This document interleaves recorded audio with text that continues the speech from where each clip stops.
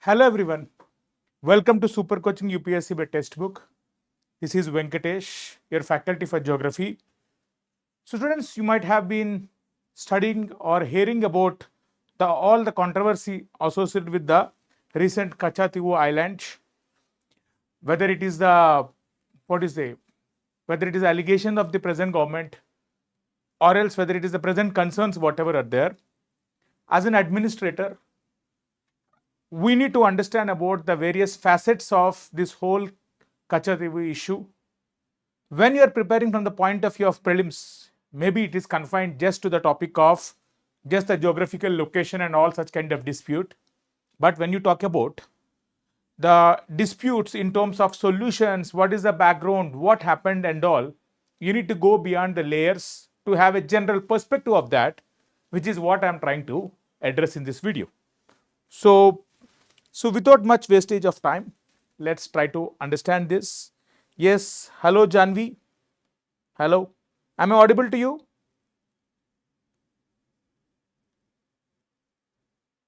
Am I audible to you? Right. Okay. So you can see this, the recent the Katchatheevu Island. It is very close to the international borderline or international maritime borderline between India and Sri Lanka. This is the international maritime borderline between India and Sri Lanka. It is very, very close to it, the Katchatheevu Islet, which is located with Sri Lanka here, Jaffna and the Rameshwaram, India. Very, very close to it. The distance is very, very less. So let us try to understand about this island and let us try to learn about the intricacies associated with this. So the Katchatheevu Island, as you can see, one important aspect, you don't find much population. It's a very, very smaller island of around 285 acres. For example, in fact, when you consider with respect to the sea tide line, the high tide, the low tide and all these kind of things, the area of this Katchatheevu Island, right? The area of the Katchatheevu Island, you would be seeing that it is just around 1 to 2 fields of football. It's a very, very smaller land. So it's an area, an uninhabited area. An area is very, very small and there is no population which is living here. And such islands, where it is there, it is located, you all know, between India and Sri Lanka, where it is located in the Park Strait. It is located in the Park Strait. You can see here the Park Strait. And one more point about these kind of things is, it is previously owned by the ruler of Ramnad, the Ramantapuram in Tamil Nadu. If you see here, see, any kind of an island as a dispute, these disputes, they are the reasons why they are emerging and why we are having a tussle. Number one, the historical past of any disputed is always with respect to the kingdoms of the past, where we used to have kingdoms before the idea of a concept of nation has evolved. When we used to have an idea of the concept of kingdoms, kingdoms used to work with respect to certain rules and regulations where they are not having an exact demarcation line, where they use simply the geographical boundaries. But after 1940s, after the independence of several states, the concept of a boundary frontier as it has developed, resolution of such things has been a challenge all across the world. One such challenge is across the islands. So in the past, there were just boundaries or big layers where there is no man's land, which is much more higher. In the present era, you don't have such kind of scenarios. Whereas when you talk about these islands as such, the layers of disputing with respect to islands is much more bigger in size. Let us try to understand them. Then, when you talk about the history, it was previously owned by the rulers here, and now you can talk about the fish. The whole issue is about the fishing capabilities of this region and how the fishermen are able to utilize this. So fishermen utilize the island to dry their nets.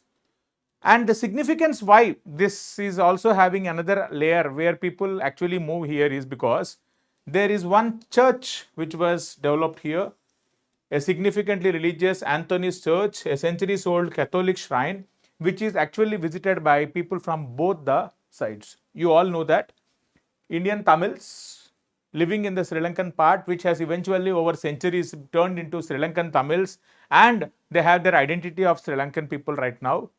Culturally, they are very, very close to each other, and you also see that it is an important ecosystem. But despite this culturally being close to each other, despite this humanitarian close relationships, what you find about this Katchatheevu Island issue is, it is all about the economic aspects of it. Let us try to have a further history of this Katchatheevu Island, and then we'll try to go back into the solutions and what are the issues here. Then this issue, when there was survey which came, when it was survey which was done, we will see that during the British administration, somewhere in 1921, when the Ceylon, which Sri Lanka used to be called as, and India, both are under the control of the British administration. During the surveys, we came to know that there is a dispute between these places, where now there is a clash to which side of the nation, which side it belongs to. Such a dispute has been continued even after the what do you call that? Such a dispute has been continued even after the independence. And this has prolonged. Occasionally it patches up. Occasionally you see some statements which were given by the then Prime Ministers, Jawaharlal Nehru, Lal Bahadur Shastri and all in the 1960s. And after the World War, after the 1971 war with Pakistan, or the Bangladesh Liberation War, whatever you call that, after that, you see that this once again it caught up. And you see that around 1974 and 1976, there were some kind of agreements which were done. So before that, in the surveys of 1920s, it came up that Sri Lanka claimed territorial control of this islet, though historically the kingdoms of Tamil Nadu are also associated with it. At that point of time, the concept of United Nations Convention on Law of the Sea, the concept of territorial zone, the concept of exclusive economic zone, and all such kind of things haven't yet developed completely. There were steps in making. Around the world, these kind of ideas were still not yet developed. There were the ideas which were provided. These ideas have been conceptualized. We are trying to implement it, but it is not yet successful. So the historical significance of following the law of the sea with respect to territorial zone, exclusive economic zone also is not as big history. That is number one layer which you need to understand. Number two, despite though you have it, according to the unclosed law of the sea and all, you need to have 12 nautical miles, which is regarding the territory of a region. But what if they are very, very close to each other like this here? If they are very, very close to each other, the idea of a territorial zone doesn't arise. The idea of the law of the convention cannot be understood except the local agreement between the two parties. So the India-Sri Lanka Maritime Agreement has been conceptualized. So this is how the Maritime Agreement line was discussed between both the countries. It was ideated. And there were some talks of why Indian government has given these kind of things to Sri Lanka and all. Why do you think that Katchatheevu Island was given? When you see about the conflict, one of the perspective which was given is, always in terms of any kind of a international agreement as such, there were some talks that give and take relationships will be always be there. There is one bank called as Wedge Bank, which is very nearer to Sri Lanka and India at the Tamil Nadu Kerala border. This Wedge Bank is also an important fishing zone for us. Fishing zone. There are also talks about exploration of hydrocarbons in this area. So, in terms of talks, we came to know that the 1976 agreement between India and Sri Lanka, India has received Wedge Bank. In return, we gave the Katchatheevu Island. Also, see, any international relationships will be, we have to see it from the perspective of that era, and then we can fairly criticize whether it is right or wrong. The issues at that point of time, what the then government has observed was in 1970s, right? Definitely in the 1970s, when the war has happened, when the Pakistani Navy is moving across towards the Bay of Bengal, you have seen that Sri Lanka has been slightly favoring Pakistan in terms of giving accessibility of fuel and all. And there is also an angle of China, which is also propping up occasionally here and there. To counter all these kind of things, India also need to have a friendly relationships with respect to the Sri Lanka. And this is a disputed land. It is an uninhabited land. So these were some of the ideas which were given by that government. And as per the RTI revelation, it was found that these are the reasons why they have given it, right? Then, as you move across, another layer of understanding which we need to come across in the recent era is when you talk about this issue, the issue of Indian Sri Lankan fishermen. See, there is a one layer of what? One layer of demarcation of a boundary between two nations. That is one aspect which you have seen it right now. But more than that, demarcation of exact boundary. When you see that historically, culturally, there are people moving from this side to that side continuously over the last so many years, and suddenly when you have developed a a maritime border, definitely the human chain would not be stopping. The human linkages would not be stopping. So from the humanitarian angle, if you see it here, what happened was until 2000s, the region of Sri Lanka, especially this part of the world, is under the war with respect to the liberation tigers of Tamil Eelam. This war has been completed only in 2009. So when the war was dominantly happening, people have migrated south of Sri Lanka. No, but not much of the population is living here. So as the people started migrating to the south and all, what have you observed was the number of fishermen who are living in here and who are exploring the oceans for their economic activity of fishing is very, very less. So during the 2009, until 2009, the fishermen were not yet occupying. Whereas India, relatively peaceful, you see that they're exploring the economic activities, they're exploring here. As they're exploring, what did you come across is the Park Strait is a shallow water body. It is a shallow water body. Depth is very, very less. Almost less than, depth is very, very less than 100 meters. When you have much lesser depths, obviously, you will find that it is a very, very tiny region. Continental shelf would be wider. Almost every region looks like a continental shelf here. And at that point of time, the whole conflict lies with the exploitation of fisheries. So Indian fishermen used to go into the waters here and try to explore.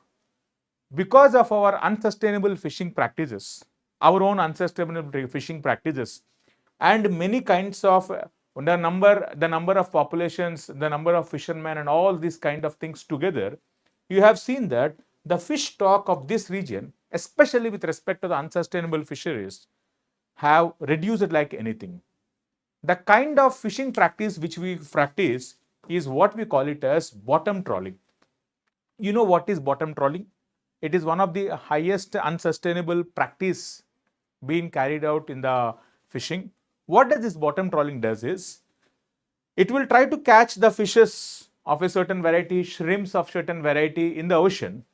But when you try to explore the entire bottom of the ocean, as you see in this picture like this, you are not just actually collecting the fishes and all, you are also collecting the small fishes, the young fishes, the eggs, and all the other marine organisms which eventually die and they are thrown back into the sea. So in other words, the sustainability of the fishing activity is under question mark. So bottom trawling, yes, it does helps in catching up the fishes of certain size, but in return, it is also not trying to develop the entire ecosystem.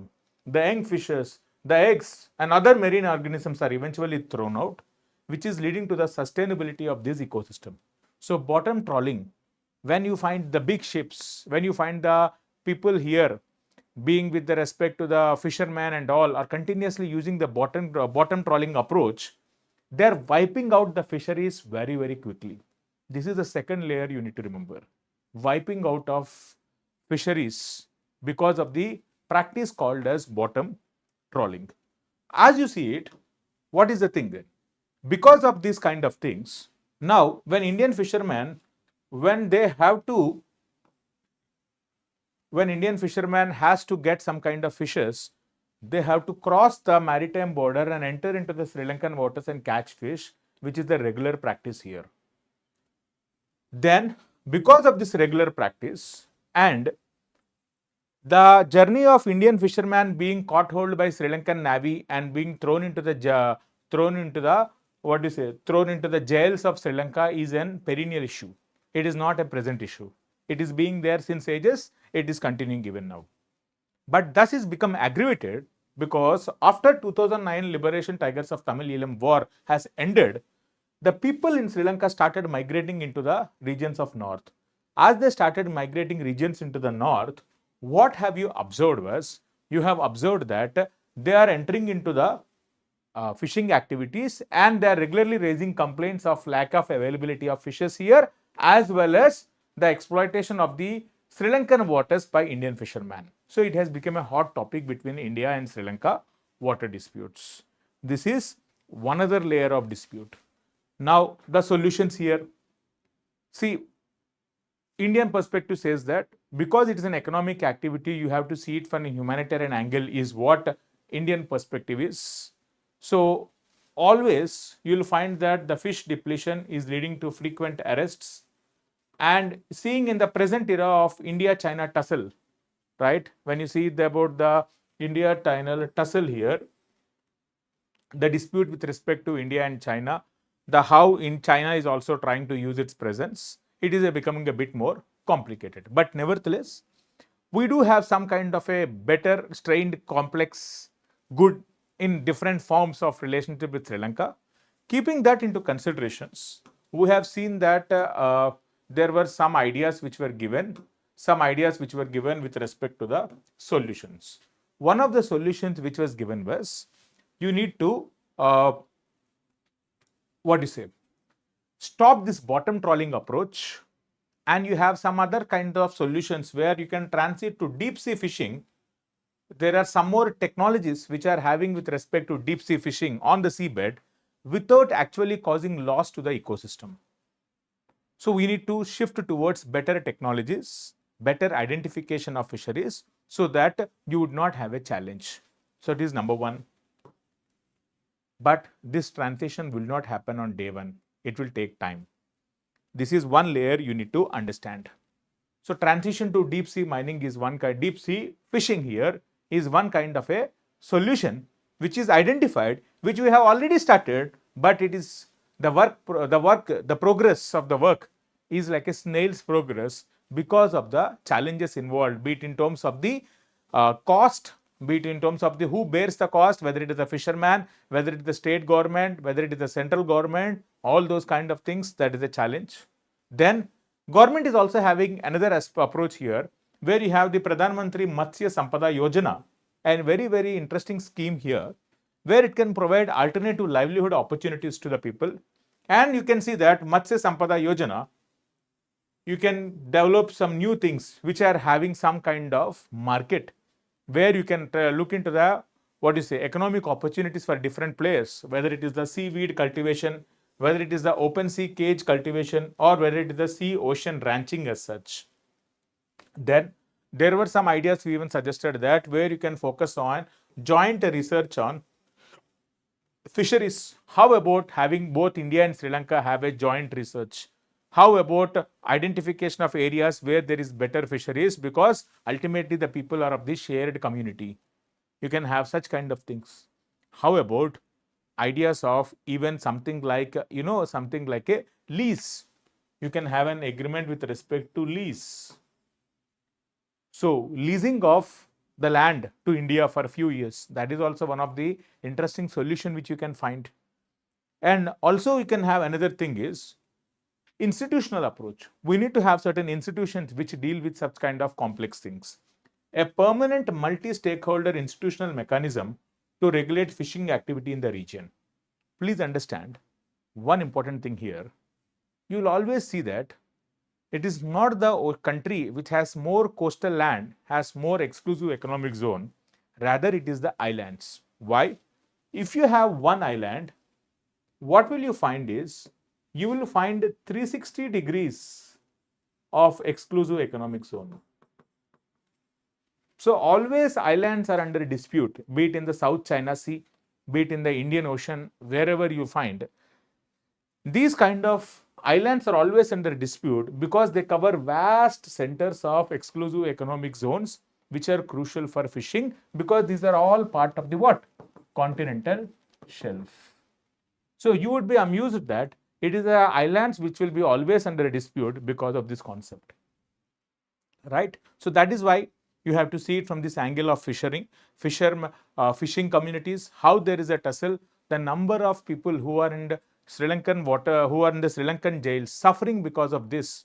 The number is keeping on piling up. Occasionally it becomes a hot topic. It's a burning topic occasionally, right? Then one of the idea, if you see, whenever India Sri Lanka agreements happen, whenever the heads of the two countries are meeting under their mutually exchange program, there is an exchange of prisoners, sometimes it happens. So we request them, there is a broader agreement. Such things regularly happen. It is of our advice, it is often that India Sri Lanka always need to have better relationships because of shared challenges, shared concerns, and you see that recently we have doing it really well. Occasionally though, such kind of issues like Katchatheevu recently flaring up, right? These are some of the backgrounds you need to understand when you talk about solutions in the longer run. When you talk about the prelims point of view, you just need to understand what is Katchatheevu Island. You need to understand where is Park Bay. Tomorrow they might ask you some things like arrange the following in north-south order: the Park Strait, the Katchatheevu Island, the Gulf of Mannar, such kind of things. Please remember, Gulf of Mannar is in the south, Park Bay or the Park Strait is in the north. Park Strait, rather the British Governor General, it is named after that person, British Governor General Park. So here this Park Strait has such kind of things. If you see, please try to understand the locations of this Park Strait. It is bounded on the south by Pamban Island. You can see the Pamban Island here, Adams Bridge, the Ramas Bridge, a chain of shoals, the Gulf of Mannar and the Mannar Island of Sri Lanka. Let me show you the picture which shows you all these kind of things. I have a picture of that. You can see this is the Mannar Island. This is the Jaffna Peninsula. And in fact, I think if I'm not wrong, this is the Elephant Strait. Elephant Strait or Pass. This is also very, very crucial. So you can see this, the Park Strait here, some important places. As I told you, the strait is named after Robert Park, who was the governor of Madras Presidency. This is generally for understanding, need not be important from the prelims point of view. You see here, this is important. The depth is, you see, less than 100 meters. This is very important. It is less than 100 meters. You see that several rivers flow into this region, including the Vaigai River. This is an important. The port of Jaffna, which is located here, the port of Jaffna, the commercial center for northern Sri Lanka, lies on this strait. This is another important point of Park Strait. So you just need to understand where is the location of Park Strait and Gulf of Mannar, which is north and south. These are the basic things. Yes, from the prelims point of view, this question becomes a very easier one. But from trying to provide challenges, trying to provide solutions, be it in the mains or as part of our, as part of our understanding of the events, the different layers of the topic, so that you will be very confident in your preparation, whether you are targeting the essay, prelims or mains or even indirectly ethics paper. The ideas which I have given, in terms of solutions, the layers of it, I hope you all have understood this topic in detail, right? So that is about this thing. If you want the PDF file of this thing, you can always get into the Telegram channel. There will be multiple layers of discussion as such. One day I'll be discussing about how islands are always under dispute, how we can discuss such kind of challenges from the foreign policy and a mix of geography and foreign policy there. We'll discuss about such kind of things. Until then, you can get into my Telegram channel for such kind of content and some MCQ practice on that. And any further doubts, you can always ask me. Hope you all have understood this topic in detail, right? And any further things, any further updates about this kind of event will be coming up again with an exploration of this part 2. So that's it about this session. I hope you all have understood it, loved it. Share it to your friends so that they can also learn about this. That's it for today. Have a good day. Happy learnings to all of you. Thank you.